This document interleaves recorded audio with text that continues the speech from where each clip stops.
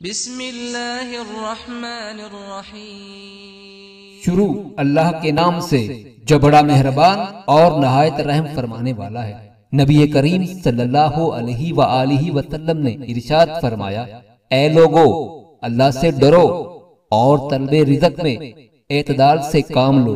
कोई शख्स उस वक़्त तक नहीं मरेगा जब तक वो अपना मुकद्दर शुदा रिज़्क़ पूरा पूरा वसूल ना करे, और अगर कभी रिज़्क़ के वसूल में देर हो जाए तो भी अल्लाह से डरो।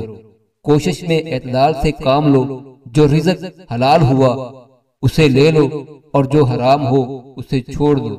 नबी करीम सल्लल्लाहु अलैहि वसल्लम ने इरशाद फरमाया, अगर तुम में से किसी को ये महसूस हो कि उसे रिज़्क़ के हसूल में देर हो रही है तो भी वो अल्लाह की नाफरमानी करके हरगिज़ रिज़्क़ तलब ना करे, इसलिए कि अल्लाह ताला का फज़्ल व करम उसकी नाफरमानी करके हासिल नहीं किया जा सकता।